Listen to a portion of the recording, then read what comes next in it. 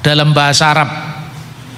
Kalamullah ini, hada alkitabul muqaddas kalamullah. Inilah firman Allah, yaitu Alkitab. Tidak pernah disebut kalimatullah. Kalimatullah itu untuk Yesus. Itu terjemahan dari logos to theo. Logos itu yang menjadi bahasa Inggris logic, logika. Jadi pikirannya Allah, hikmat Allah yang kekal, yang ada dalam diri Allah, itulah yang dinamakan logos. Diterjemahkan dalam bahasa Aramaik mimra di Allaha, mimranya Allah, di dalam bahasa Arab kalimatullah.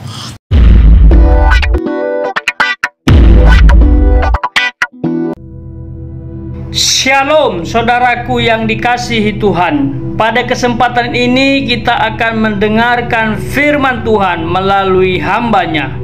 Persiapkan hati dan pikiran saudara agar menjadi lahan yang subur, bertumbuh dan menghasilkan buah. Biarlah nama Tuhan saja yang dipermuliakan. Tuhan Yesus memberkati. Kita akan membaca firman Tuhan dari Yohanes pasal 1 ayat 1, 2, 3 dan 14. Karena itu berkaitan dengan tema kita sekarang, yaitu yang kedua dari pembahasan kita hari ini mengenai keilahian dan kemanusiaan Yesus Kristus. Yohanes pasal 1 ayat 1, 2, 3 dan 14. Kita membaca demikian bunyinya, pada mulanya adalah firman. Silakan dicek Alkitab masing-masing. Dan firman itu bersama-sama dengan Allah, dan firman itu adalah Allah. Ia sejak semula bersama-sama dengan Allah. Segala sesuatu dijadikan oleh Dia, dan tanpa Dia tidak ada sesuatu pun yang jadi dari segala yang telah dijadikan. Dan firman itu telah menjadi manusia dan tinggal di antara kita, dan kita telah melihat kemuliaannya, yaitu kemuliaan yang diberikan kepadanya sebagai anak tunggal Bapa, penuh kasih karunia dan kebenaran. Saudara-saudara, ayat 1, 2, 3 itu berbicara tentang praeksistensi Yesus. Artinya Yesus sebelum kedatangannya ke dunia sebagai manusia, maka dikatakan pada mulanya adalah firman.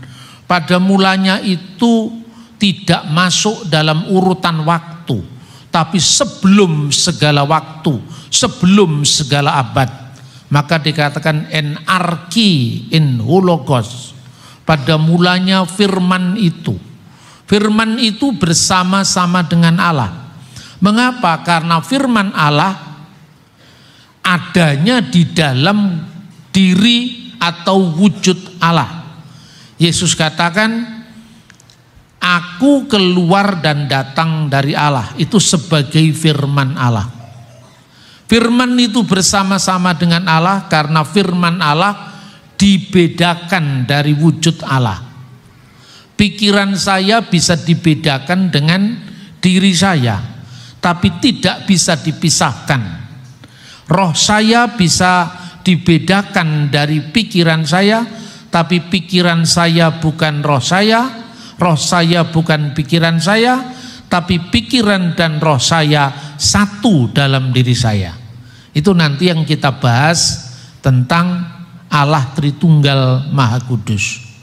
Segala sesuatu diciptakan oleh firman tadi. Maka setelah ditegaskan pada ayat 2, Ia sejak semula bersama-sama dengan Allah, karena firman Allah tidak mungkin dilepaskan dari Allah.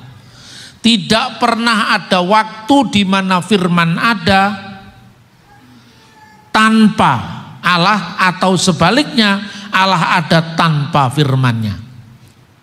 Firman itu selalu bersama-sama dengan Allah. Lalu segala sesuatu yang ada ini diciptakan oleh Dia, dijadikan oleh Dia. Segala sesuatu dijadikan oleh Dia, dan tanpa Dia, maksudnya Dia sang firman, tidak ada sesuatu pun yang jadi dari segala yang telah dijadikan. Dalam kitab Kejadian, pada mulanya Allah menciptakan langit dan bumi. Bumi itu belum berbentuk dan kosong. Lalu Roh Allah melayang-layang di atas permukaan air. Ketika dikatakan pada mulanya Allah menciptakan langit dan bumi, Bereshit bara Elohim et hasamayim ve et zaaret. Di sini ada kata Elohim, Allah. Vihaaret hayeta tohu wa bohu wa hosek alfenetehom. Dan bumi itu belum berbentuk, kekosongan meliputi samudra raya. Dan roh Allah wiruah Elohim merakefet alfenehamayim. Roh Allah melayang-layang bukan berarti rohnya lebih kecil daripada samudranya. Itu gambaran di mana roh Allah itu menyalurkan hidup kepada ciptaan mula-mula yang baru akan terbentuk itu. Di sini ada ruah Elohim. Dan berfirmanlah Allah, wa yomer Elohim yehi or wa yehi or. Jadilah terang, maka terang itu jadi. Jadi terang itu jadi karena firman-Nya. Langit bumi dipisahkan satu sama lain dari bahan yang sama selama 7 periode, dan periode yang terakhir, hari yang terakhir Tuhan istirahat, itu juga karena firman-Nya. Berfirmanlah Allah, jadilah terang, maka terang itu jadi. Segala sesuatu dijadikan dengan firman-Nya, maka tidak mungkin Allah pernah ada tanpa firman-Nya. Firman itu yang kemudian dikiaskan jadi anak. Makanya setelah disebutkan dalam pasal 1 ayat 1, 2, 3, segala sesuatu dijadikan oleh firman. Tapi harus dikatakan saudara-saudara, firman dalam konteks Yesus itu tidak sama dengan firman dalam konteks Alkitab. Kalau Alkitab itu firman dalam pengertian bukan firman yang kekal dalam diri Allah, tetapi adalah Allah yang menyatakan diri tadi dari abad ke abad sebelum kedatangannya maupun setelah kedatangannya ke dunia, dicatat oleh ilham Roh Kudus. Makanya Alkitab ini disebut kalamullah dalam bahasa Arab. Kalamullah ini, hada Alkitabul Muqaddas kalamullah. Inilah firman Allah, yaitu Alkitab. Tidak pernah disebut kalimatullah. Kalimatullah itu untuk Yesus, itu terjemahan dari logos to theo.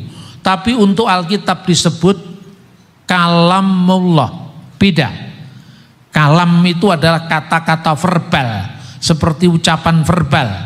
Tapi kalimatullah itu adalah sabdanya Allah sendiri, yaitu yang menjadi sumber dari hikmat, sumber dari kata-kata, sumber dari pikiran. Itulah yang namanya logos. Logos itu yang menjadi bahasa Inggris logic, logika. Jadi pikirannya Allah, hikmat Allah yang kekal, yang ada dalam diri Allah, itulah yang dinamakan logos.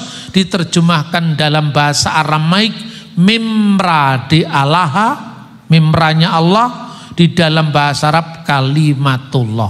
Jadi kalau orang-orang Kristen di negara-negara Arab tahu kalau Alkitab ini kalamullah, dibedakan dengan Yesus yang disebut kalimatullah, yaitu firman Allah yang kekal. Maka kalau diterjemahkan dalam bahasa Arab firman Tuhan tadi, fil badi'il kanal kalima wal kalimatu kana indallah wa kana kalimatullah hada kana fil badi indallah kullu say'in bihi kana wa bi ghairihi lam yakun say'un mimma kan al majtulillah hidaiman. Pasal 1 ayat 1, 2 dan 3 ini firman Tuhan. Ini bukan Al-Quran, saudara-saudara ya. Meskipun ada mirip-miripnya tapi tidak sama. Karena apa? Konteksnya, makna teologisnya itu tidak sama. Jadi kalau dalam Kristen, firman Allah itu bukan efek, bukan akibat dari kun fayakun, tetapi sumber yang menyebabkan Allah itu menciptakan kun fayakun beda. Jadi kalau dunia, langit, bumi seisinya ini adalah efek, akibat dari kata-kata Tuhan, jadilah maka jadi segala sesuatu.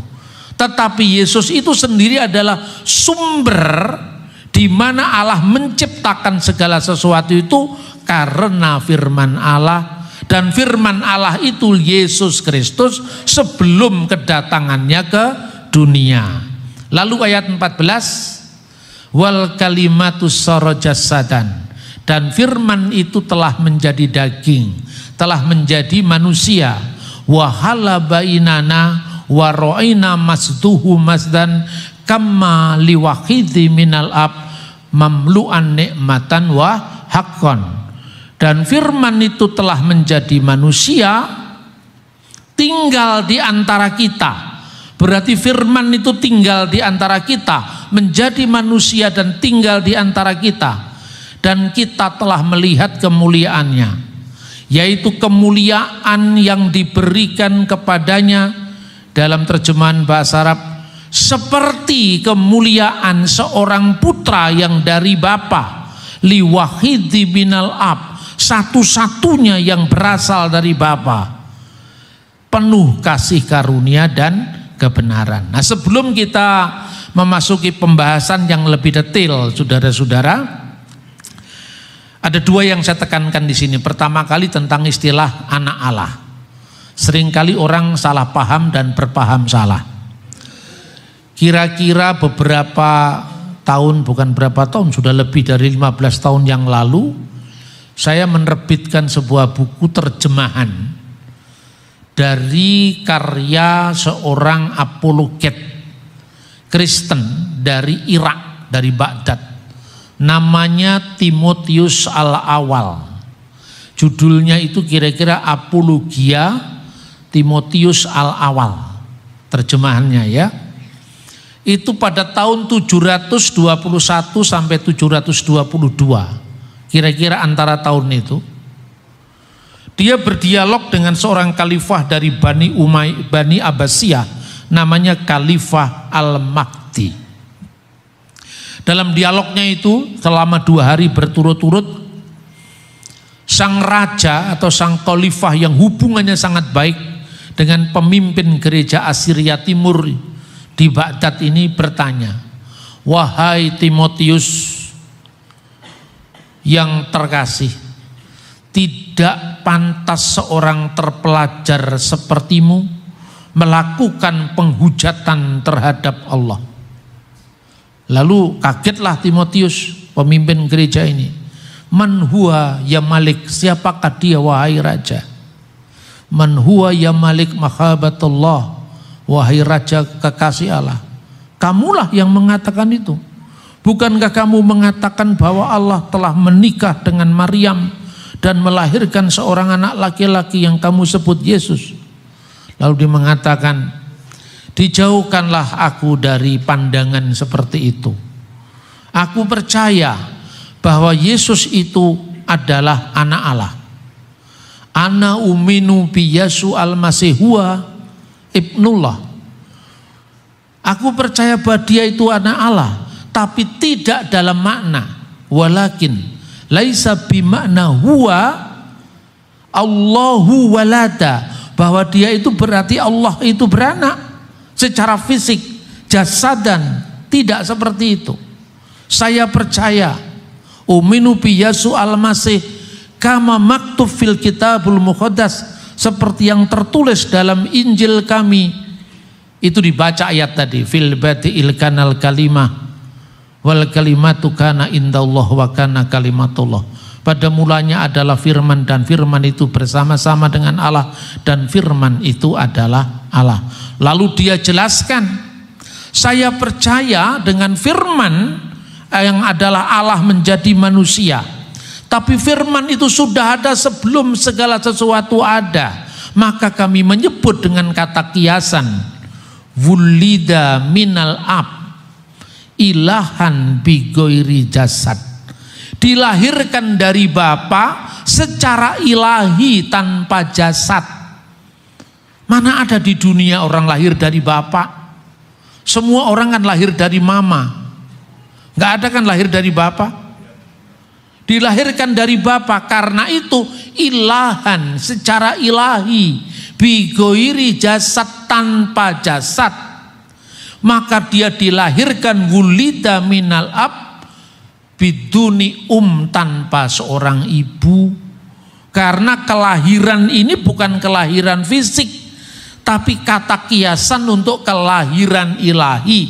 Inilah yang namanya divine birth of Jesus Christ. Kelahiran ilahi, firman Allah yang keluar dari wujud Allah. Allah menyatakan diri melalui firman-Nya. Itu makna kelahiran ilahi. Lalu turun ke dunia. Firman itu turun ke dunia. Wulida min lahir dari seorang ibu, jasad dan secara fisik, biduni ab tanpa bapak.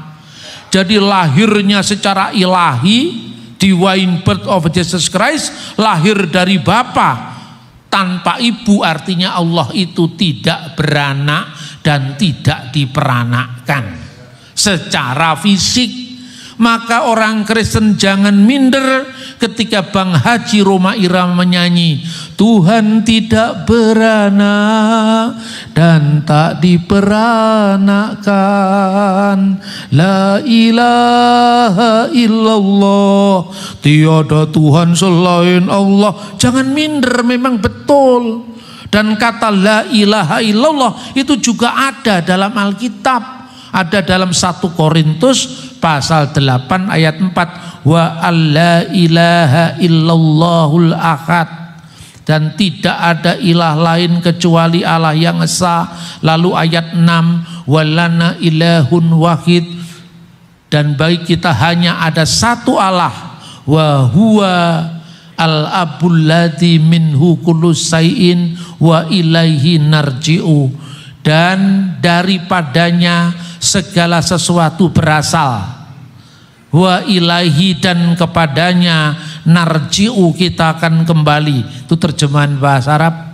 Wal lana robbun wahid, dan bagi kita hanya ada satu Tuhan saja, satu Rob, satu junjungan agung, satu Gusti, satu Dominus, wa huwa Yesus al-Masih alladzi bihi kana kullu syai'in wa bihi nahya. Itu ada dalam kitab suci.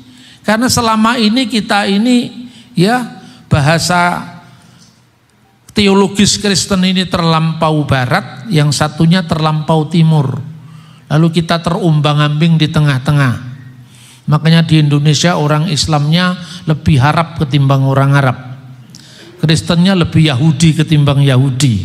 Akhirnya kita tidak bisa saling mengenal, tidak bisa saling menjelaskan.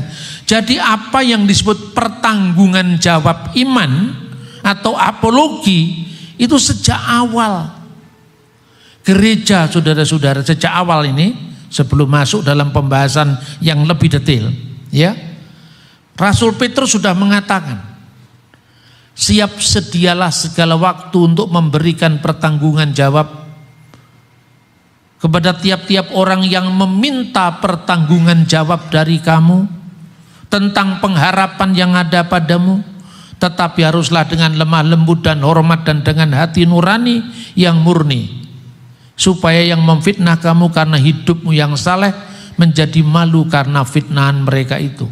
Pertanggungan jawab ini apologia, apologetika cabang ilmunya. Maka sejak awal apologetika itu bagian dari teologi Kristen. Penting, karena iman itu timbul dari berita. Kalau berita disalahpahami, terus iman apa yang muncul? Ya kan, saudara-saudara? Maka sejak awal ada namanya Justin Martir, seorang bapak apologet Kristen awal yang kira-kira menulis tahun 150. Dia menulis 2 jilid buku yang judulnya Apologia. Lalu dia menulis Dialog with Trypho. Dia mempertanggungjawabkan imannya ketika menghadapi serangan dari filsafat Yunani maupun serangan dari Judaisme saat itu.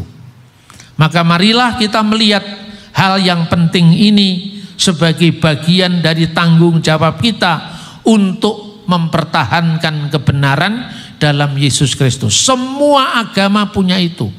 Islam punya yang namanya Hujatul Islam, Imam Al-Ghazali. Di Kristen punya yang namanya Justin Martir. Dan Profesor Muhammad Ali, Profesor Mukti Ali, bukan Muhammad Ali. Muhammad Ali kan petinju ya. Profesor Mukti Ali, Menteri Agama kita, pernah mengatakan begini: selembut-lembutnya dialog, setiap agama itu memiliki komitmen terhadap teologinya masing-masing. Karena itu selembut-lembut dialog selalu ada ruang bagi pembelaan iman. Ini mantan menteri agama kita dulu. Nah, karena itu kalau kadang-kadang saya berbicara tentang iman Kristen, menjawab, itu memang hak jawab kita untuk menyatakan kebenaran kita ini di dalam Kristus. Nah, saudara-saudara yang terkasih dalam Tuhan, yang kedua saya sampaikan, tadi pagi saya sudah membahas tentang keilahian Yesus sebagai firman Allah yang tadi saya singgung. Kedua, tentang ketuhanannya. Jadi apa bedanya Tuhan dengan Allah? Tadi pagi saya bahas. Allah itu merujuk kepada eksistensi pencipta itu. Bahasa Ibraninya Elohim, sembahan. Dan 10 perintah Tuhan itu, perintah pertamanya Lo yihye lecha Elohim akhirim alpanai. Jangan ada padamu ilah-ilah lain di hadapan hadiratku. Maka ketika Yesus ditanya hukum yang paling utama, Shema Yisrael Adonai Elohenu Adonai Echad. Dengarkanlah wahai Israel, Tuhan Allah kita, Tuhan itu esa. Ayat 32 Injil Markus pasal 9. Apa reaksi ahli-ahli Taurat dan orang Yahudi? Benar katamu, Guru, Dia esa dan tidak ada yang lain kecuali Dia. Dalam Alkitab terjemahan bahasa Arab, Huwa wahid, wa la ilaha illa huwa, dan tidak ada ilah lain kecuali Dia. Persis dengan yang kita bahas, itulah keilahian. Yang kedua, ketuhanan. Ketuhanan itu adalah jabatan, ya, fungsional. Makanya Rasul Paulus kepada orang Athena, Allah yang adalah Tuhan atas langit dan bumi. Dalam terjemahan bahasa Arab juga Rob di situ dikatakan Huwa Robbu samai wal ardi, Tuhan atas langit dan bumi. Namun kata Rob ini juga bisa berarti untuk Robuddar, tuan rumah. Dalam Quran ini perbandingan ya, supaya orang tidak salah paham. Konteksnya Yusuf dalam surat Yusuf 50 itu ungkapan irji'i ila robbika, kembalilah kepada Robmu. Itu artinya juga Tuhan sekaligus bisa dimaknai untuk Alhamdulillahirabbil alamin. Segala puji bagi Allah, Tuhan seru sekalian alam, juga Rob. Jadi seperti bahasa Indonesia, Tuhan itu asalnya dulu sama dengan Tuhan. Tadi pagi saya bicara tentang prasasti Minyeh 7, di mana kata Tuhan dan kata Tuhan itu dipakai bersama-sama untuk raja dan untuk Tuhan yang Maha Esa. Nah, itulah maknanya Tuhan. Jadi kalau dalam Alkitab dikatakan ketika kita perjamuan suci kita memberitakan kematian Tuhan, ya Tuhan tidak mati. Maka kalau dikatakan orang ini yang pertama kali membawa berita duka tentang kematian Presiden Soekarno. Orang ini yang membawa berita duka pertama kali tentang kematian Bapak Presiden. Oh, Bapak Presiden sudah dipanggil Tuhan. Yang mati Soekarnonya apa presidennya? Soekarnonya, karena presiden itu jabatan. Begitu juga kata Rob, ya, kata Rob, kata Adonai itu tadi tentang ketuhanan dan keilahian Allah. Nah, sekarang saudara-saudara, next ayat 1, ya saudara-saudara, next lagi ayat 1 pasal 1 Injil Yohanes itu menegaskan keilahian Yesus. Firman itu adalah Allah. Kenapa firman harus Allah? Tidak mungkin dong kalau firman bukan Allah. Maka sering sekali saya bertanya, Allah dengan firman lebih dulu mana? Kalau dijawab lebih dulu Allah, kata Saksi Yehova itu, Allah sudah ada, berarti firmannya belum ada. Lah waktu Allah belum punya firman, apakah Allah pernah tidak bisa menciptakan langit dan bumi? Ya tidak, Pak. Tidak ada yang mustahil bagi Allah. Ya, kamu kalau mengatakan tidak ada mustahil bagi Allah sejak dulu kalau itu kan. Tapi Allah menciptakan dengan apa? Dengan firman-Nya. Lalu saya tanya lagi, Allah dengan firman Allah lebih dulu mana adanya? Lebih dulu Allah, tetap aja lebih dulu Allah. Berarti pernah ada waktu, pernah ada limit waktu di mana Allah ada, firman-Nya belum ada. Apakah Allah pernah tidak punya firman? Oh ya tidak. Terus jawabannya ujung-ujung, tidak ada mustahil bagi Allah sejak dulu kalau itu. Tapi jawablah, lebih dulu Allah apa lebih dulu firman-Nya? Lebih dulu Allah, tetap aja. Berarti Allah pernah tidak punya firman. Kalau dijawab lebih dulu firman, terus firman-Nya siapa? Ya firman-Nya Allah. Berarti Allah dengan firman-Nya sama-sama kekal. Kalau sama-sama kekal, kamu percaya dengan ketuhanan dan keilahian Yesus. Ya kan? Terus firman itu menjadi manusia, makanya ayat 14 dikatakan firman itu telah menjadi manusia. Itu menekankan ketika firman tadi datang ke dunia menjadi manusia tadi. Ingat apa yang dikatakan oleh Timotius al-awal. Dan aku percaya bahwa kalimatullah wulida minal ab ilahan bigoiri jasad duna firman Allah itu lahir dari Bapa tanpa jasad, tanpa seorang ibu. Karena Allah tidak beranak dan tidak diperanakkan secara fisik. Lalu turun ke dunia, nazzala minas sama'i wa tajasada birrohil kudus, telah turun dari surga oleh kuasa Roh Kudus dan menjadi manusia. Yang nuzul itu adalah firman yang menjadi manusia tadi, diam di antara kita tadi, dikatakan lahir dari ibu tanpa seorang bapak. Itu untuk menekankan bahwa Yesus itu lahir dari Roh Kudus.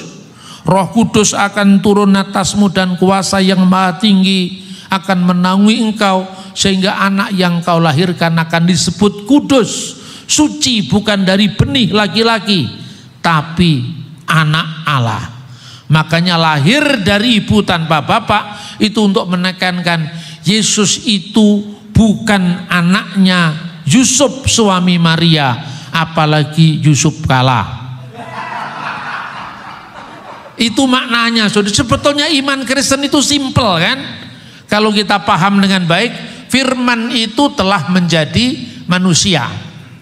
Belum selesai tadi, kembali ke halaman sebelumnya. Lalu walaupun ia dalam rupa Allah, hos en morpe teu huparkon, yang walaupun dia dalam rupa Allah, Itu sebagai apa? Sebagai firman Allah. Morpe itu adalah rupa yang tetap, tidak berubah. Misalnya keilahian itu tidak berubah. Kemanusiaan, hakikat manusia. Namanya manusia itu ya begitu-begitu.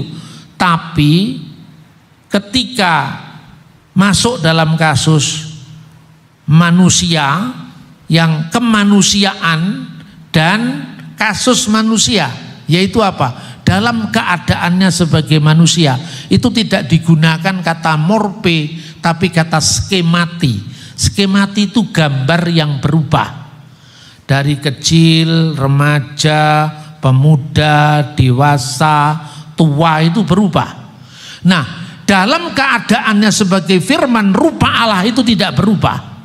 Yesus dalam keilahian tidak berubah, tapi dalam kemanusiaannya, dalam keadaannya sebagai manusia, skemati, skema itu rupa yang berubah, dia berubah. Jadi Yesus dari mulai dia bayi, remaja, ya sampai kemudian disalibkan itu, semakin besar hikmatnya misalnya. Kemudian aku dan Bapa adalah satu. Itu keilahiannya. Artinya aku sebagai firman dan Bapa itu adalah satu. Tapi dalam kemanusiaannya, Bapa itu lebih besar daripada aku. Bapa lebih besar daripada aku itu bukan merujuk kepada firman-Nya, tapi merujuk pada kemanusiaan Yesus. Misalnya orang berkata kepada saya, pikiran saya dan roh saya kan satu kan. Tidak mungkin orang berkata kepada saya, Pak Bambang, saya ini suka membaca buku-buku Bapak, pikiran-pikiran Bapak saya sangat terima dan sangat kagumi. Tapi sorry ya Pak, rohmu tidak termasuk. Mungkin nggak kira-kira? Ada orang saksi Yehova ngomong, yang layak bagi penyembahan adalah hanya Bapa. Kalau anak tidak, lu anak ini maksudnya apa? Maksudnya firman. Tidak mungkin Anda menyembah Allah menolak firman-Nya. Tidak mungkin Anda menyembah Allah menolak rohnya. Bapa, firman, dan Roh Kudus itu Allah yang satu. Jadi saksi Yehova itu mainnya kurang jauh, bacaannya kurang mendalam. Makanya kalau nggak berpaham salah paham. Ya toh? Loh, kan Yesus sendiri mengatakan Bapa itu lebih besar daripada aku. Ya memang jelas dalam kemanusiaannya Bapa lebih besar dari dirinya. Bahkan ketika menjadi manusia, dia belajar menjalani ketaatan. Itulah yang ditekankan dalam kitab suci itu. Dalam kemanusiaannya dia taat, bahkan taat sampai mati, bahkan mati di kayu salib. Itu dalam kemanusiaannya. Ibrani pasal 2 ayat 9. Untuk waktu yang singkat dibuat lebih rendah dari malaikat. Waktu yang singkat itu braksuti bahasa aslinya. Itu dalam Alkitab saksi Yehova dibuang untuk waktu yang singkatnya itu. Jadi kadang-kadang kalau membaca Alkitabnya saksi Yehova itu Alkitab palsu itu mesti hati-hati. Tapi jangan lalu mengatakan berarti Alkitab bisa dipalsukan. Terjemahannya bro yang dipalsukan. Tapi teks aslinya tetap sama. Kadang-kadang orang ini belum apa isinya nuduh terus kan. Makanya selama ada aksi tentu ada reaksi. Orang Kristen hanya menggunakan hak jawab, dia tidak memulai. Makanya ada lagunya, kau yang mulai, kau yang mengakhiri. Mestinya kamu yang mulai, kamu yang mengakhiri, jangan bikin-bikin lagi. Selama ada aksi selalu ada reaksi, akan selalu gaduh saudara-saudara, karena manusia itu kan punya hak jawab. Ya, kita lanjutkan. Lalu aku di dalam Bapa, dalam keilahiannya, karena aku di sini merujuk kepada firman Allah. Firman Allah letaknya di mana? Di dalam diri Allah. Aku keluar dan datang dari Allah. Yohanes pasal 8 ayat 42. Tapi yang kedua, Bapa di dalam aku. Bapa berada dalam kemanusiaan Yesus untuk menjalankan karya-karyanya. Itulah maknanya Yesus diutus. Jadi tidak sama dengan rasul dalam pengertian agama lain. Lah kan dikatakan dalam Alkitab, pandanglah kepada imam besar dan rasul yang kita akui, yaitu Yesus. Ibrani pasal 3 ayat 1. Lah Yesus kan rasul. Kenapa kamu jadikan Tuhan? Sebentar, ini kan ya salah paham dan berpaham salah lagi. Coba, yang diutus itu beda dengan yang diutus dalam agama lain. Kalau dalam agama lain utusan itu ya manusia. Tapi kalau kita baca dalam Alkitab, ada praeksistensi Yesus sebelum jadi manusia. Galatia pasal 4 ayat 4. Setelah genap waktunya, Allah mengutus anaknya.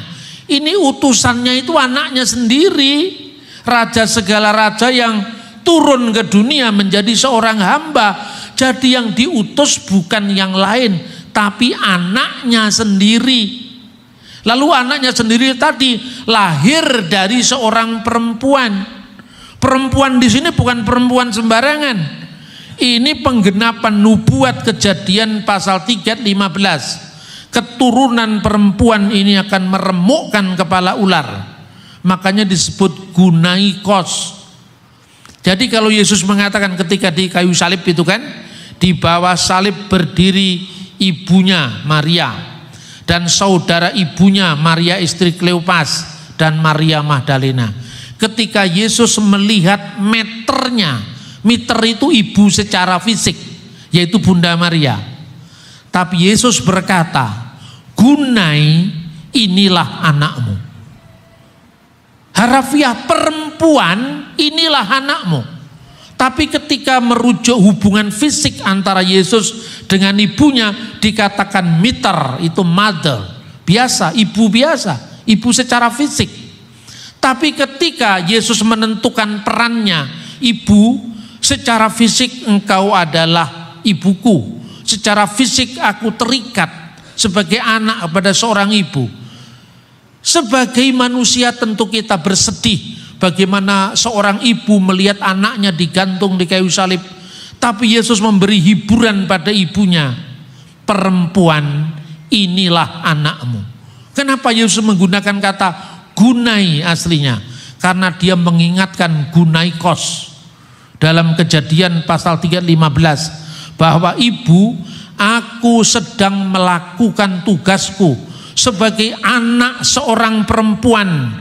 Dalam nubuat Kejadian pasal 3:15, meremukkan kepala ular, tapi dia meremukkan tumitku. Itu penyalipan.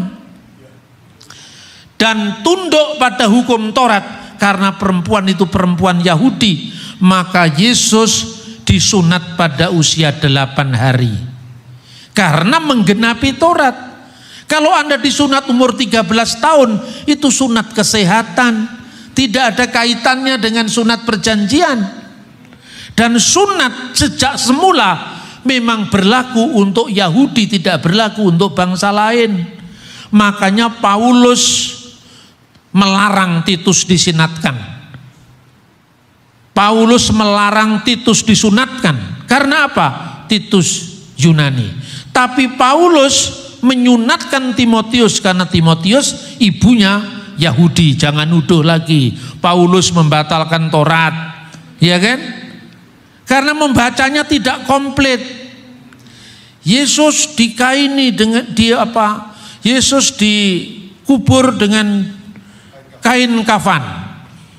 Sementara orang Kristen pakai jas. Di Mesir ada orang Kristen yang matinya pakai kain kafan. Tidak semuanya. Tradisi barat beda dengan tradisi timur. Di Ethiopia orang Kristen matinya tidak pakai jas, sebagian pakai jas. Itu kan bukan urusan ketentuan Taurat, itu budaya, ya kan? Tapi orang gampang saja mengidentikan satu sama lain untuk menuduh kekristenan. Kemudian dalam keadaannya sebagai kemanusiaannya, Bapa di dalam aku, karena Bapa itu yang mengerjakan segala pekerjaan yang dilakukan oleh sang anak.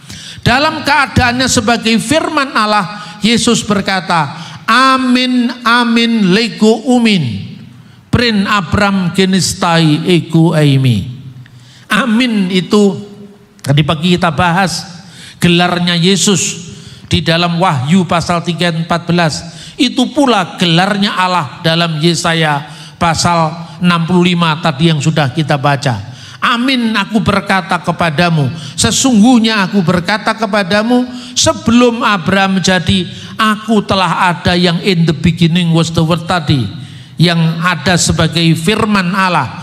Tapi dalam keadaannya sebagai manusia, tanato teis mensarki, dia yang dibunuh dalam keadaannya sebagai manusia. Jadi jemaat jangan bingung, Yesus kok mati? Kemanusiaannya yang mati. Ya, Allah tidak mati. Tuhan juga tidak mati karena Tuhan itu gelar. Allah tidak mati karena Allah tidak tersentuh maut. Ya, ego kartuteon excelton, sebab aku keluar dan datang dari Allah. Yang keluar dan datang dari Allah itu bukan kemanusiaannya, tapi keilahiannya sebagai firman Allah yang adalah Allah. Tapi secara manusia, kemanusiaan Yesus keluar dari mana? Keluar dari Bunda Maria. Makanya di Injil Markus satu kali Yesus disebut putra Maria, Ibnu Maryam. Karena di dalam Lukas 1:43 dikatakan, diberkatilah buah rahimmu. Buah rahim Maria, siapa dia? Yesus dalam kemanusiaannya adalah buah rahim Maria. Dalam keadaannya sebagai firman Allah, hari ini telah lahir bagimu juru selamat, yaitu Kristus Tuhan di kota Daud. Karena gelar Tuhan itu nubuat Nabi Daud atau Raja Daud. Neum Hashem Ladoni, firman Tuhan kepada tuanku, kepada my Lord, Seflimini, duduklah di sebelah kananku, dan seterusnya. Tapi jangan membayangkan ada dua kursi. Duduk di sebelah kanan itu gambaran bait suci, ruangan Maha Kudus, ruangan kudus halaman. Dan Allah bersekinah di ruangan Maha Kudus, sebelah kanannya istana Daud. Artinya apa? Engkau akan menjadi raja segala raja yang kekal. Dan ungkapan duduk di sebelah kanan Allah ini ungkapan Semitik, ungkapan Timur Tengah. Kalau bisa dibandingkan misalnya dalam agama Islam itu pada akhir zaman orang-orang dikumpulkan, ya, ada yang di sebelah kanan namanya Ashabul Yamin, itu golongan orang-orang beriman. Ada yang di sebelah kiri, ya, Ashabul Yasar, itu golongan yang menerima kitab di sebelah kiri, golongan orang-orang jahat. Kanan dan kiri ini simbol, bukan duduk di sebelah kanan berarti Allah di sebelah kirinya, bukan seperti itu. Itulah duduk di sebelah kanan Allah artinya. Kaitannya apa? Kaitannya dengan gelar Mesias sebagai my Lord tadi. Sebagai dalam keadaannya sebagai manusia, Allah yang esa juru selamat kita oleh Yesus Kristus Tuhan kita, bagi dia adalah kemuliaan, kebenaran, kebesaran, kekuatan dan kuasa sebelum segala abad dan sekarang sampai selama-lamanya. Yudas 1 ayat 25. Lalu orang bingung, loh berarti juru selamat kita Yahweh bukan Yesus. Ya, dipertentangkan lagi. Ini kadang-kadang yang Kristen pun juga kadang-kadang kalau nggak clear ya gitu itu. Kalau nggak salah paham berpaham salah, ya kan? Coba perhatikan. Anoki Adonai vi en mil mibat aldi musya. Akulah Tuhan, tidak ada juru selamat selain daripadaku. Berarti juru selamatnya siapa?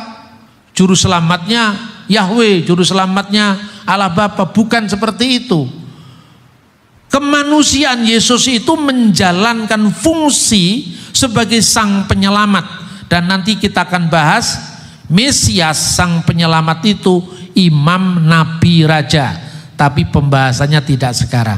Nah, itulah saudara-saudara yang nantinya kemudian dirumuskan pada Konsili Nikea ya pada tahun 325. Ini sekedar saya tunjukkan ya bagaimana pengakuan iman aslinya dalam bahasa Yunani. Next, itu artinya. Nah, maka pengakuan iman ini bukan hanya miliknya gereja Katolik atau gereja Ortodok, tapi miliknya semua gereja.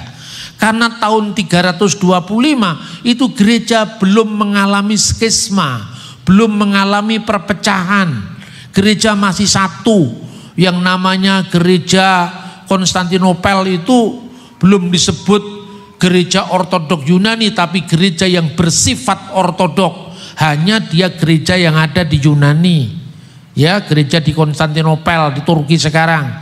Yang namanya gereja Alexandria itu gereja wilayah yurisdiksi Alexandria, bukan seperti sekarang disebut khusus gereja Ortodok Koptik. Semua gereja itu Katolik, semua gereja itu Ortodok. Itu sebelum perpecahan. Karena Katolik itu artinya apa? Umum, universal. Ortodok itu apa? Artinya ajaran yang lurus. Jadi ini menjadi sifat gereja mula-mula. Setelah skisma, nanti yang di barat menamakan diri, lebih menekankan istilah Katolik. Yang di timur supaya beda dengan yang barat menyebut menekankan Ortodok. Ya sudah, seperti Blangkon di Solo itu loh. Yang begini itu Blangkon Jogja, supaya beda dengan Solo yang lebih seperti undi-undi itu. Ya toh?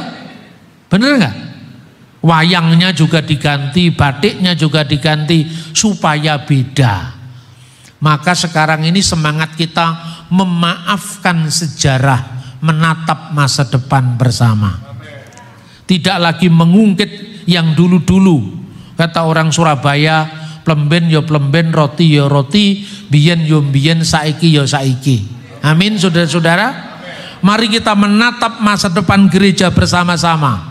Untuk memenangkan banyak orang yang terjerat dengan pola pikir agnostis, ateis, mereka-mereka yang menolak iman Kristen, itulah yang terhilang. Bukan gereja lain yang terhilang, tapi mereka yang berada di luar, yang mereka butuh pelayanan kita. Karena itu kita satukan diri kita agar kita lebih bisa melayani lebih banyak lagi jiwa-jiwa. Nah, kira-kira kalau kita baca dalam Alkitab, pengakuan iman itu semua ada dalam teks kitab suci.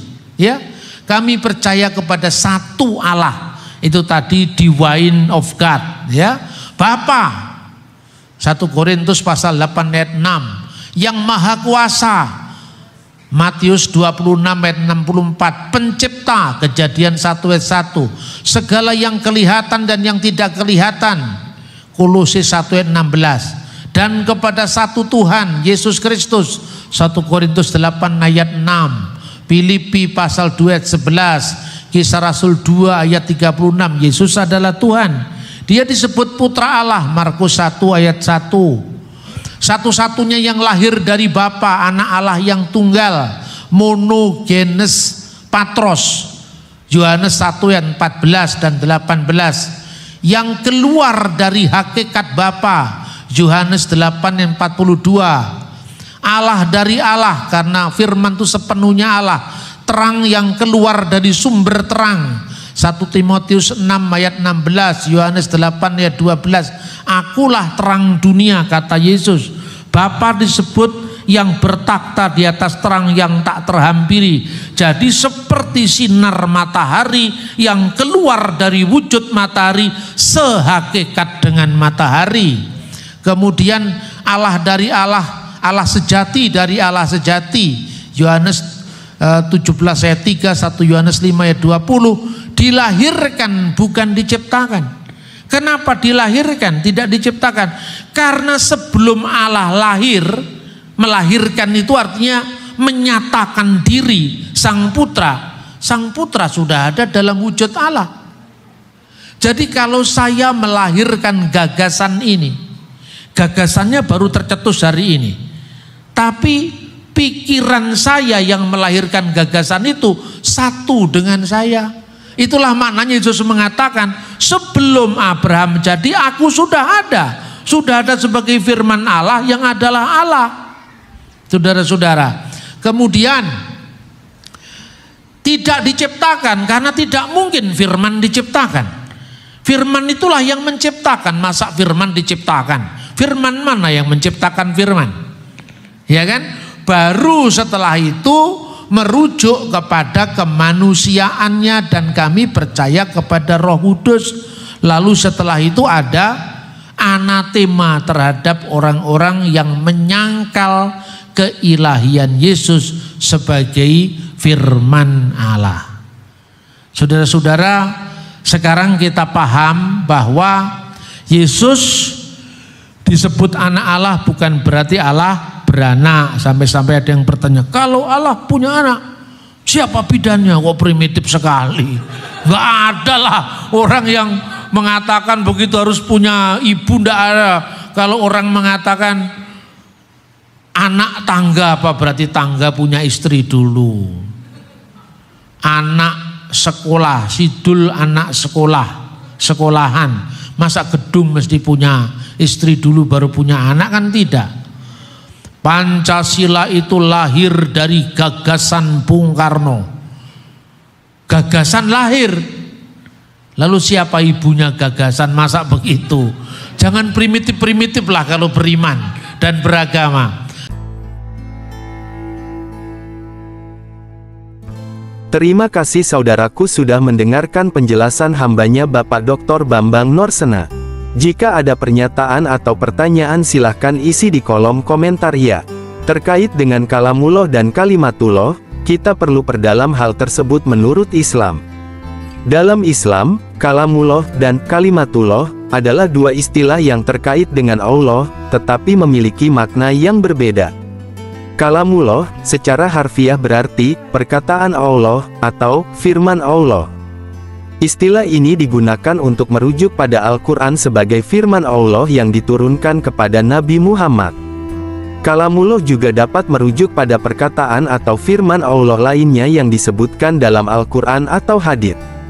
Sedangkan kalimatullah secara harfiah berarti kalimat Allah atau perkataan Allah yang menjadi kenyataan. Istilah ini digunakan untuk merujuk pada Yesus Kristus dalam Al-Quran QS 4 nomor 171. Dalam konteks ini, kalimatullah merujuk pada kuasa kreatif Allah yang dapat menciptakan sesuatu dengan hanya mengatakan, kun, jadilah.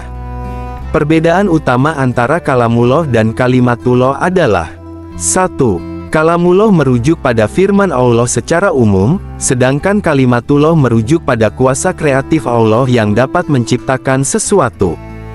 2. Kalamullah dapat merujuk pada Al-Quran atau perkataan Allah lainnya, sedangkan kalimatullah secara khusus merujuk pada Yesus Kristus dalam Al-Quran. Dalam keseluruhan, kedua istilah ini menunjukkan kuasa dan kebesaran Allah dalam Islam. Orang Islam menolak keilahian Yesus Kristus sebagai firman Allah karena beberapa alasan yang berdasarkan pada ajaran Islam. 1. Tauhid. Dalam Islam, konsep tauhid keesaan Allah adalah sangat penting. Orang Islam percaya bahwa Allah adalah satu-satunya Tuhan yang berhak disembah dan bahwa tidak ada yang setara dengannya. Keilahian Yesus Kristus dianggap bertentangan dengan konsep tauhid ini. 2. Penolakan terhadap konsep Tritunggal. Islam menolak konsep Tritunggal Bapa, Putra, dan Roh Kudus karena dianggap sebagai bentuk politeisme penyembahan banyak Tuhan. Orang Islam percaya bahwa Allah adalah satu dan tidak dapat dibagi menjadi tiga pribadi. 3. Yesus sebagai Nabi. Dalam Islam, Yesus dianggap sebagai Nabi dan Rasul Allah, tetapi tidak sebagai Tuhan. Orang Islam percaya bahwa Yesus adalah manusia biasa yang dipilih oleh Allah untuk menyampaikan pesannya kepada manusia. 4. Penafsiran Al-Quran. Al-Quran menyebutkan Yesus sebagai kalimatullah QS 4 nomor 171, tetapi dalam konteks ini, orang Islam percaya bahwa Yesus adalah ciptaan Allah yang luar biasa, bukan Allah itu sendiri. 5. Penolakan terhadap penyaliban. Islam juga menolak doktrin penyaliban Yesus sebagai bentuk penebusan dosa manusia. Orang Islam percaya bahwa Yesus tidak disalibkan, melainkan diangkat oleh Allah ke surga. Dalam keseluruhan, penolakan keilahian Yesus Kristus dalam Islam berdasarkan pada konsep tauhid, penolakan terhadap konsep Tritunggal, dan penafsiran Al-Quran yang berbeda dengan ajaran Kristen. Dalam Islam, Yesus disebut Isa dalam bahasa Arab, dianggap sebagai Nabi dan Rasul Allah yang diutus untuk membimbing Bani Israel.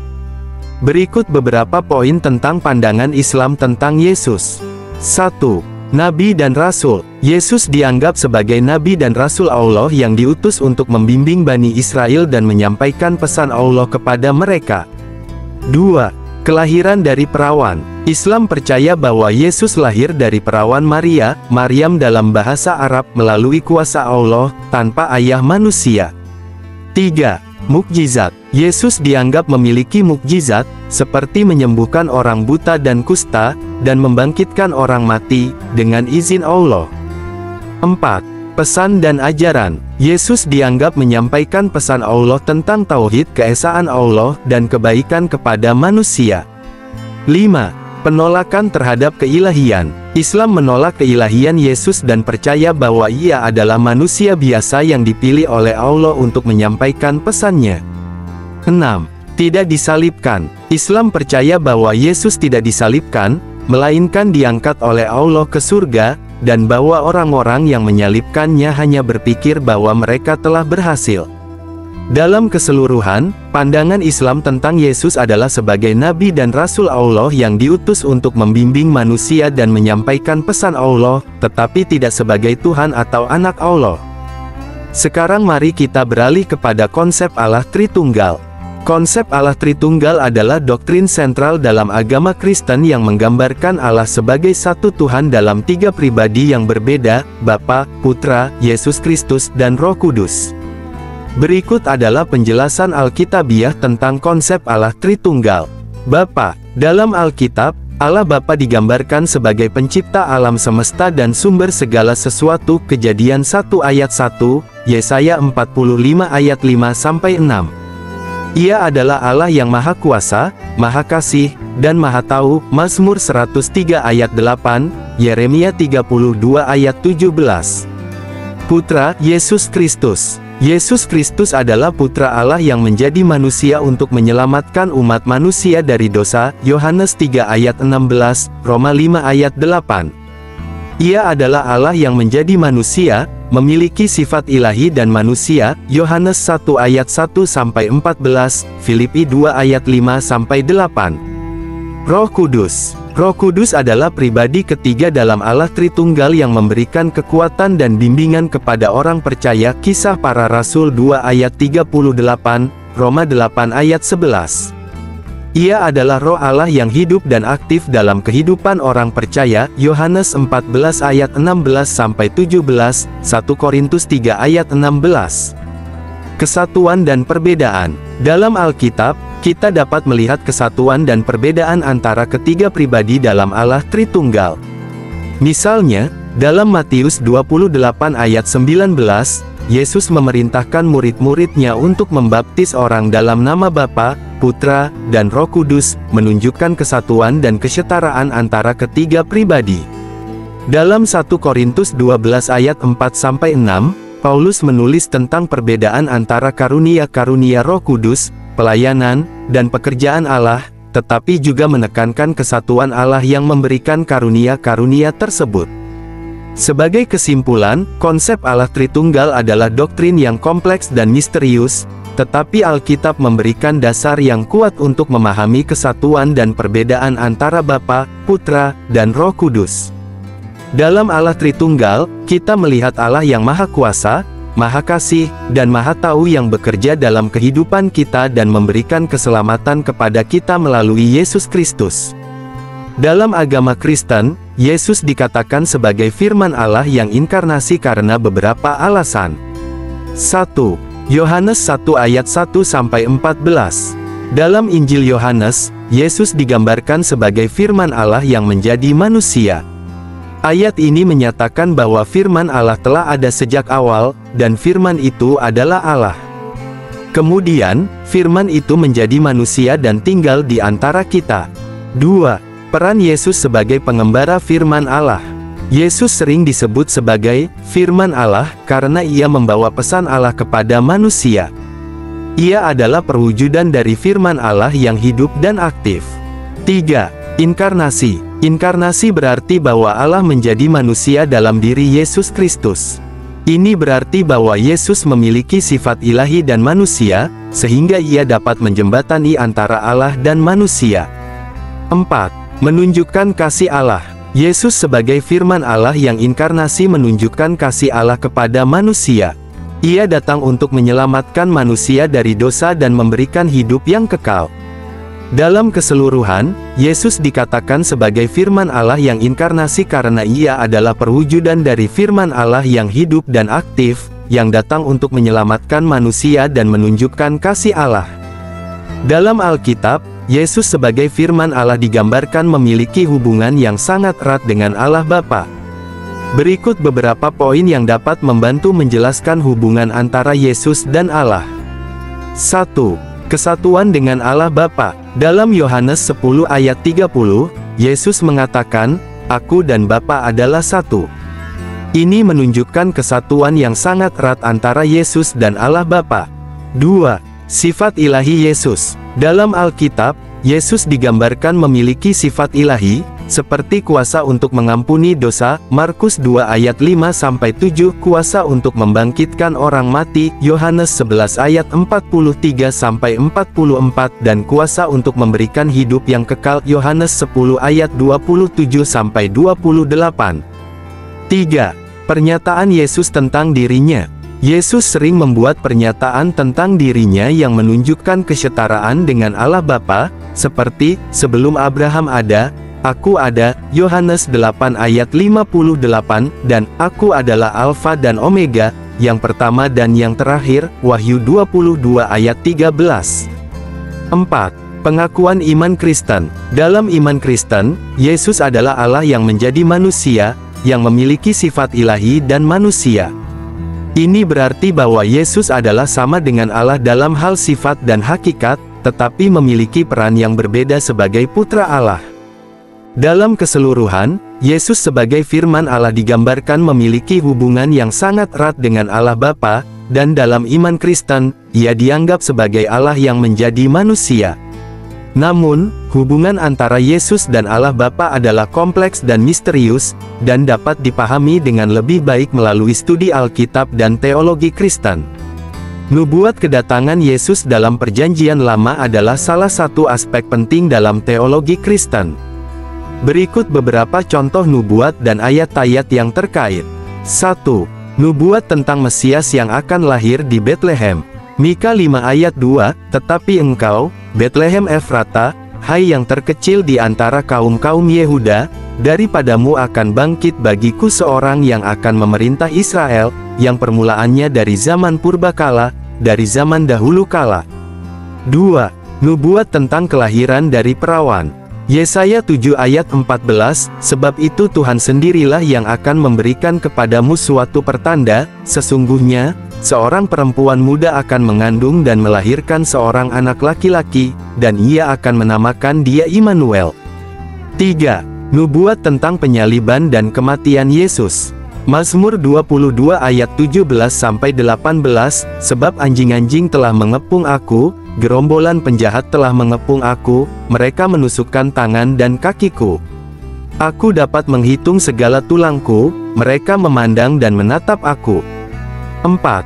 Nubuat tentang kebangkitan Yesus. Mazmur 16 ayat 10, "Sebab engkau tidak akan meninggalkan aku di dalam dunia orang mati, dan tidak akan membiarkan orang kudusmu melihat kebinasaan." 5. Nubuat tentang peran Yesus sebagai juru selamat. Yesaya 49 ayat 6, "Sungguh, aku telah membuat engkau menjadi terang bagi bangsa-bangsa, supaya keselamatanku sampai ke ujung bumi."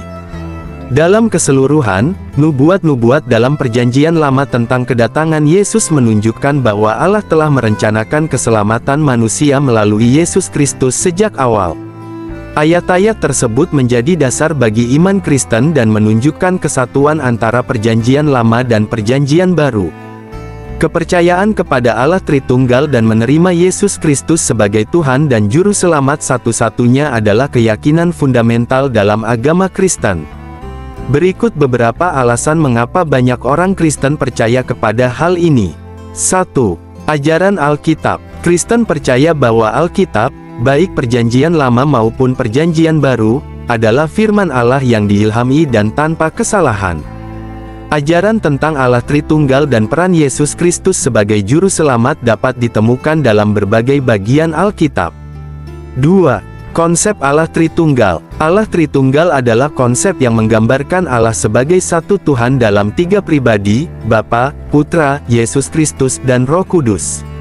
Banyak orang Kristen percaya bahwa konsep ini membantu menjelaskan bagaimana Allah dapat berinteraksi dengan manusia dan menyelamatkan manusia dari dosa. 3. Peran Yesus Kristus sebagai Juru Selamat. Kristen percaya bahwa Yesus Kristus adalah Juru Selamat satu-satunya karena melalui kematian dan kebangkitannya, manusia dapat diselamatkan dari dosa dan mendapatkan kehidupan kekal. Banyak orang Kristen percaya bahwa iman kepada Yesus Kristus adalah satu-satunya cara untuk mencapai keselamatan.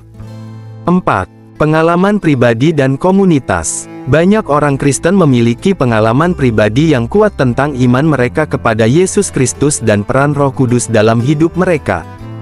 Komunitas Kristen juga memainkan peran penting dalam memperkuat iman dan keyakinan mereka. 5. Tradisi dan warisan. Kepercayaan kepada Allah Tritunggal dan Yesus Kristus sebagai Juru Selamat telah menjadi bagian dari tradisi Kristen sejak awal. Banyak orang Kristen percaya bahwa keyakinan ini telah diwariskan dari generasi ke generasi dan merupakan bagian penting dari identitas mereka sebagai Kristen. Dalam keseluruhan, kepercayaan kepada Allah Tritunggal dan menerima Yesus Kristus sebagai Tuhan dan Juru Selamat satu-satunya adalah keyakinan yang sangat penting dalam agama Kristen. Banyak orang Kristen percaya bahwa keyakinan ini memberikan mereka harapan, pengampunan, dan kehidupan kekal. Tentang berkat yang diterima jika seseorang percaya dan menerima Yesus Kristus dalam hidup ini adalah topik yang sangat penting dalam agama Kristen. Berikut beberapa berkat yang umumnya dipercaya oleh orang Kristen. 1. Keselamatan dan kehidupan kekal. Beriman kepada Yesus Kristus diyakini memberikan keselamatan dari dosa dan kehidupan kekal di sisi Allah. Orang Kristen percaya bahwa melalui iman kepada Yesus, mereka dapat memiliki kehidupan kekal dan terhindar dari penghakiman akhir.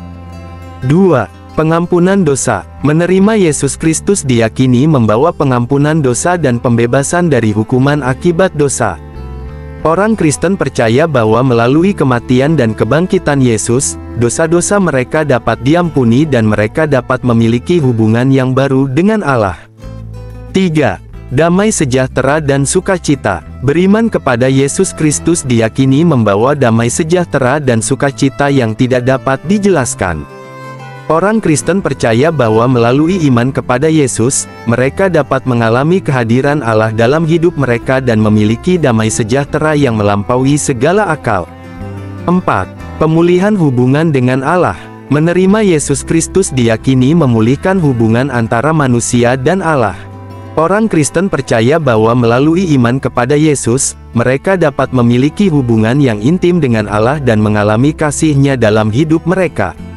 5. Bimbingan dan perlindungan. Beriman kepada Yesus Kristus diyakini membawa bimbingan dan perlindungan dari Allah. Orang Kristen percaya bahwa melalui iman kepada Yesus, mereka dapat memiliki bimbingan dan perlindungan dari Allah dalam hidup mereka dan dapat menghadapi tantangan dengan percaya diri. 6. Kekuatan untuk menghadapi tantangan. Menerima Yesus Kristus diyakini memberikan kekuatan untuk menghadapi tantangan dan kesulitan dalam hidup. Orang Kristen percaya bahwa melalui iman kepada Yesus, mereka dapat memiliki kekuatan dan ketabahan untuk menghadapi segala situasi. 7. Harapan dan tujuan hidup. Beriman kepada Yesus Kristus diyakini memberikan harapan dan tujuan hidup yang lebih dalam. Orang Kristen percaya bahwa melalui iman kepada Yesus, mereka dapat memiliki harapan yang pasti dan tujuan hidup yang jelas. Dalam keseluruhan, beriman kepada Yesus Kristus diyakini membawa banyak berkat dan keuntungan dalam hidup seseorang, baik dalam aspek spiritual maupun praktis. Tahukah saudara bahwa kehidupan orang percaya setelah masuk sorga adalah sebagai berikut? 1. Kehidupan kekal. Di sorga, orang percaya akan mengalami kehidupan kekal yang tidak akan pernah berakhir. Mereka akan hidup dalam kehadiran Allah dan menikmati hubungan yang intim dengannya. 2. Tidak ada penderitaan. Di sorga, tidak akan ada lagi penderitaan, kesedihan, atau kejahatan. Orang percaya akan hidup dalam damai sejahtera dan sukacita yang sempurna. 3. Pengalaman Allah yang lebih dalam. Di sorga, orang percaya akan dapat mengalami Allah secara lebih dalam dan lebih intim. Mereka akan dapat melihat wajah Allah dan menikmati kehadirannya secara langsung. 4. Persekutuan dengan orang kudus. Di sorga, orang percaya akan bersekutu dengan orang-orang kudus dari segala zaman dan bangsa. Mereka akan dapat berbagi pengalaman dan memuji Allah bersama-sama. 5. Tidak ada dosa. Di sorga, tidak akan ada lagi dosa atau godaan untuk berbuat dosa. Orang percaya akan hidup dalam kesucian dan kekudusan yang sempurna. 6. Pekerjaan yang bermakna. Beberapa orang Kristen percaya bahwa di sorga, orang percaya akan memiliki pekerjaan yang bermakna dan dapat melayani Allah dan orang lain dalam cara yang baru dan unik. 7. Kebangkitan tubuh. Di sorga, orang percaya akan memiliki tubuh yang baru dan tidak akan mengalami kematian atau kerusakan lagi. Mereka akan hidup dalam tubuh yang sempurna dan tidak akan pernah tua atau sakit. 8. Menikmati kemuliaan Allah. Di sorga, orang percaya akan dapat menikmati kemuliaan Allah dan melihat keindahannya secara langsung. Mereka akan dapat mengalami kebahagiaan yang tidak dapat dijelaskan dan sukacita yang tidak dapat diukur. Dalam keseluruhan, kehidupan orang percaya di sorga adalah kehidupan yang penuh harapan, sukacita, dan kemuliaan. Mereka akan dapat mengalami kehadiran Allah secara langsung dan menikmati hubungan yang intim dengannya. Pertanyaannya adalah, apa yang akan terjadi jika orang berdosa menolak Yesus Kristus sebagai Tuhan dan Juru Selamat dalam hidupnya? Mari kita bahas. 1. Pemisahan dari Allah. Banyak orang Kristen percaya bahwa menolak Yesus Kristus berarti mengalami pemisahan dari Allah dan kehilangan kesempatan untuk memiliki hubungan yang intim dengannya. 2. Penghakiman. Beberapa orang Kristen percaya bahwa menolak Yesus Kristus akan membawa konsekuensi penghakiman dari Allah.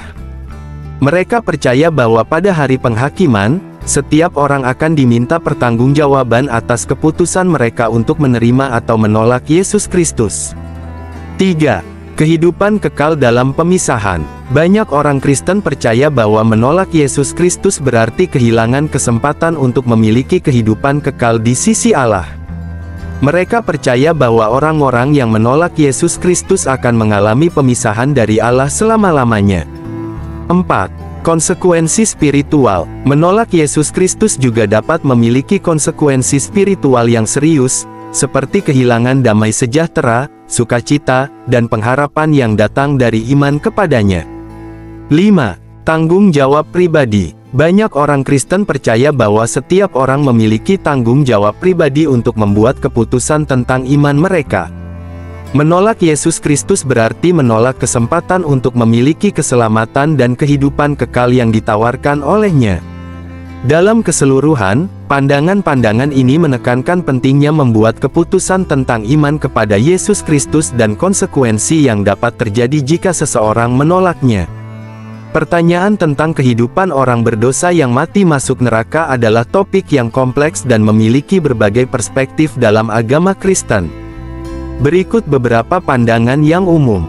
1. Pemisahan dari Allah. Banyak orang Kristen percaya bahwa neraka adalah tempat pemisahan dari Allah dan kehilangan kesempatan untuk memiliki hubungan yang intim dengannya. 2. Penghakiman. Beberapa orang Kristen percaya bahwa neraka adalah hasil dari penghakiman Allah atas dosa-dosa manusia. Mereka percaya bahwa orang-orang yang menolak Yesus Kristus dan tidak bertobat dari dosa-dosa mereka akan dihakimi dan dihukum. 3. Penderitaan kekal. Banyak orang Kristen percaya bahwa neraka adalah tempat penderitaan kekal yang tidak akan pernah berakhir. Mereka percaya bahwa orang-orang yang masuk neraka akan mengalami penderitaan fisik dan spiritual yang sangat berat. 4. Kehilangan harapan. Neraka juga diyakini sebagai tempat kehilangan harapan dan kesempatan untuk memiliki kehidupan yang lebih baik. Orang-orang yang masuk neraka tidak akan memiliki kesempatan untuk bertobat atau mengubah nasib mereka.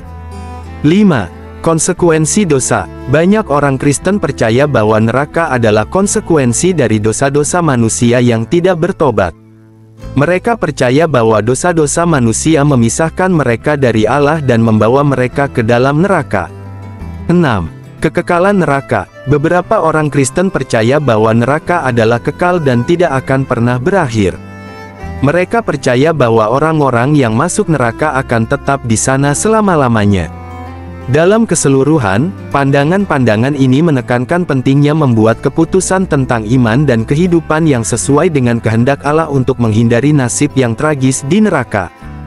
Keputusan untuk percaya dan menerima Yesus Kristus sebagai Tuhan dan Juru Selamat adalah pilihan pribadi yang sangat penting dalam agama Kristen.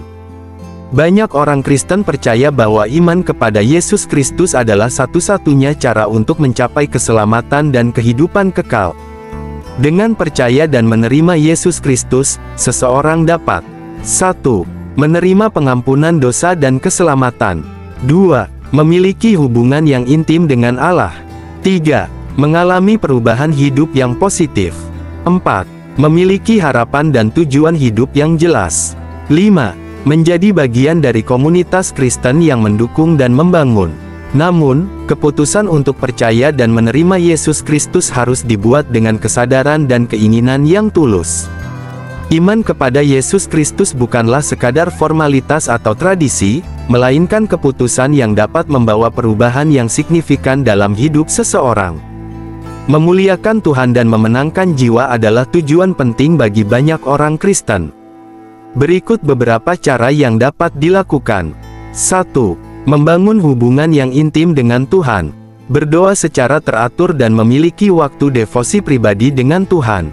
Membaca dan mempelajari Alkitab untuk memahami kehendak Tuhan. Mencari kehadiran Tuhan dalam kehidupan sehari-hari. 2. Menghidupi ajaran Kristus. Mengamalkan kasih, belas kasihan, dan pengampunan dalam kehidupan sehari-hari. Menjadi teladan yang baik bagi orang lain melalui perilaku dan sikap yang positif. Berbagi kasih dan pelayanan kepada orang lain, terutama yang membutuhkan. 3. Berbagi Injil dan kesaksian. Berbagi pengalaman pribadi tentang bagaimana Tuhan bekerja dalam kehidupan. Mengenalkan orang lain kepada Yesus Kristus dan ajarannya. Menggunakan berbagai cara untuk berbagi Injil, seperti melalui kata-kata, tindakan, dan pelayanan. 4. Membangun komunitas yang mendukung. Bergabung dengan gereja atau komunitas Kristen yang mendukung dan membangun. Berpartisipasi dalam kegiatan gereja dan pelayanan kepada orang lain. Membangun hubungan yang positif dengan sesama orang percaya. 5. Hidup sebagai saksi Kristus. Menjadi saksi Kristus dalam kehidupan sehari-hari melalui perilaku dan sikap yang positif. Menunjukkan kasih dan belas kasihan kepada orang lain, terutama yang membutuhkan. Menggunakan kesempatan untuk berbagi Injil dan kesaksian dengan orang lain. Dalam keseluruhan, memuliakan Tuhan dan memenangkan jiwa dapat dilakukan melalui berbagai cara, termasuk membangun hubungan yang intim dengan Tuhan, menghidupi ajaran Kristus, berbagi Injil dan kesaksian, membangun komunitas yang mendukung, dan hidup sebagai saksi Kristus. Perlu saudara ingat bahwa kehidupan beriman kita tidaklah berjalan dengan mulus tanpa godaan iblis. Yang jadi pertanyaannya adalah bagaimana menghadapi godaan iblis dan menang sesuai Alkitab.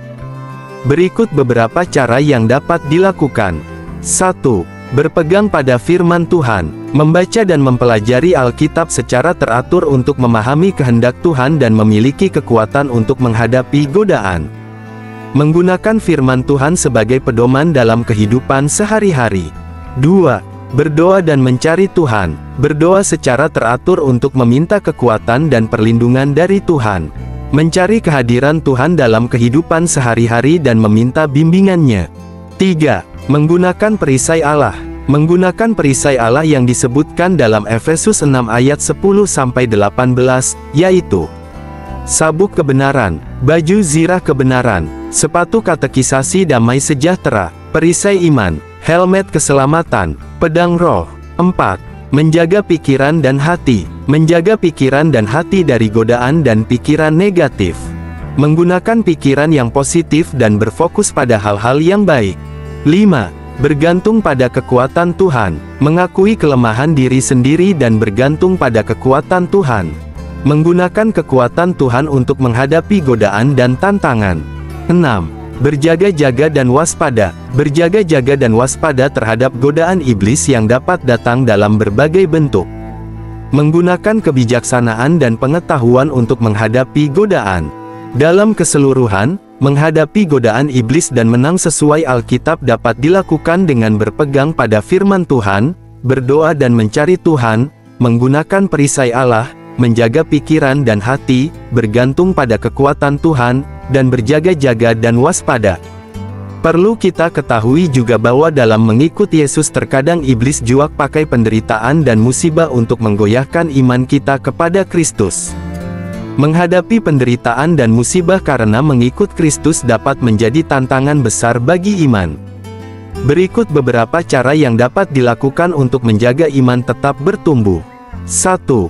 Berpegang pada firman Tuhan, membaca dan mempelajari Alkitab untuk memahami kehendak Tuhan dan janji-janjinya. Menggunakan firman Tuhan sebagai sumber kekuatan dan pengharapan. 2. Berdoa dan mencari Tuhan, berdoa secara teratur untuk meminta kekuatan, pengharapan, dan bimbingan dari Tuhan. Mencari kehadiran Tuhan dalam kehidupan sehari-hari dan meminta bantuannya. 3. Mengingat janji Tuhan, mengingat janji Tuhan tentang kebaikan, kasih, dan setianya. Menggunakan janji Tuhan sebagai sumber pengharapan dan kekuatan. 4. Berbagi dengan orang lain, berbagi pengalaman dan perasaan dengan orang lain yang dapat memahami dan memberikan dukungan. Menggunakan kesempatan untuk membangun hubungan yang lebih dalam dengan Tuhan dan orang lain.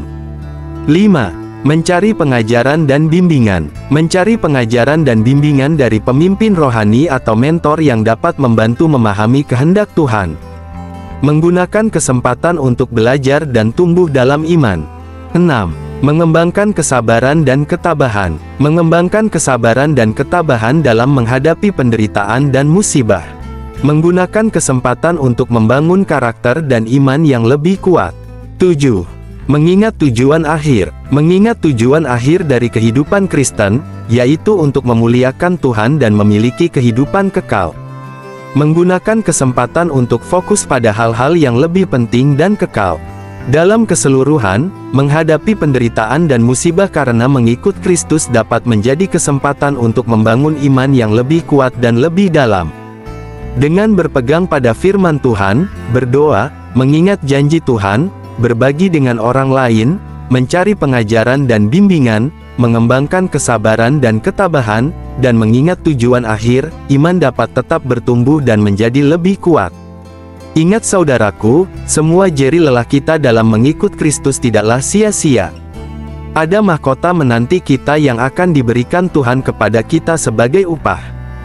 Berikut beberapa mahkota yang disebutkan dalam Alkitab. 1.